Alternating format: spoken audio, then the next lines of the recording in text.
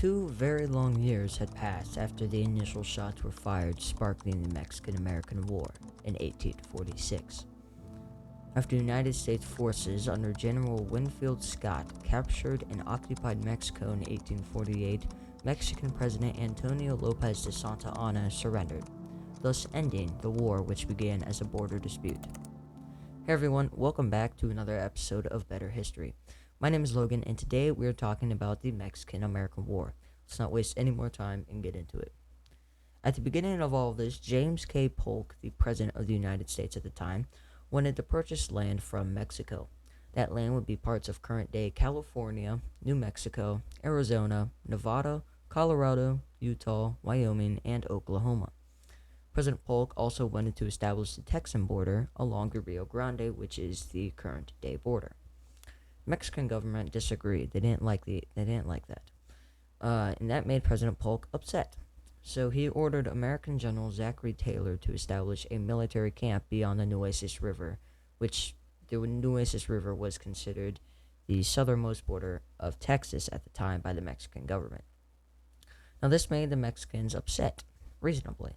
So they ordered the Mexican military to attack Taylor's army, and after that, Congress had a reason to declare war, so they did. And Polk forced westward expansion through conflict with Mexico. Now, believe it or not, Abraham Lincoln used a tactic during the Civil War, or technically before it, that he stole from James K. Polk. Lincoln also provoked the Confederates, just like Polk did the Mexicans, to fire the first shot at Fort Sumter. I thought that was interesting, and I wanted to add that in. Anyway, continuing. Many Americans opposed the war, but they still rushed to volunteer and fight. This is what got people like Ulysses S. Grant and Robert E. Lee seeing each other in the war. If you know, Ulysses S. Grant and Robert E. Lee fought against each other in the American Civil War. After 2 years of fighting, Mexico finally capitulated. The Mexican government sought to make peace with the United States, who still wished to purchase the land outlined before the war began. Although at this time, the asking price for the land was considerably less than before. At almost $15 million, the price for the land known as the Mexican Cession, if you don't know, means the formal giving up of rights, property, or territory by a state. Just wanted to let you know, this proves that we did not steal land from Mexico. First off, they ceded it, meaning they gave it to us. And second off, we still bought it from them for $15 million. So we did not steal the land, for anybody who's confused on that. There you go. And fact check me. The American Battlefield Association, something like that. American Battlefield Trust. Yeah, that's what it is. American Battlefield Trust. This is where I got all this information from. Thank you.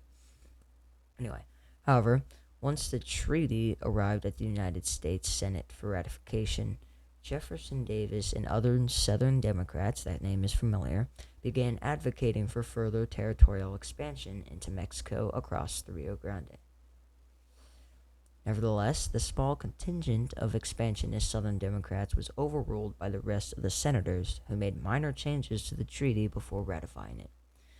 Ultimately, the treaty brokered by Nicholas Trist was ratified in the United States Senate 38-14 on March 10, 1848, with the treaty becoming effective May 30th, 1848. While the Treaty of Guadalupe Hidalgo did not end the purchase of land between the United States and Mexico, it solidified American ideals of manifest destiny. Once the treaty was effective, the United States of America and its people had the ability to migrate and live on both coasts of the continent, thus formalizing the American ability to live and prosper from sea to shining sea. Thank you guys so much for watching. I hope you enjoyed. If you did, please like, subscribe, and share.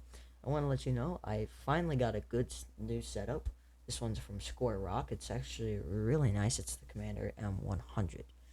And I would also like to thank everybody who watched last week's video. If you don't know what that is, it is the video on Appomattox Courthouse. It got over 400 views, my most popular video, and I want to thank you guys so much for watching that, and hopefully some of you shared. Anyway, yeah, just thank you. I don't want to become a sob story here, yeah, so thank you. If you would like to keep history alive, donate here to this link. It'll be in the description down below as well. You know the drill. Day or night. Have a good one. See you next time.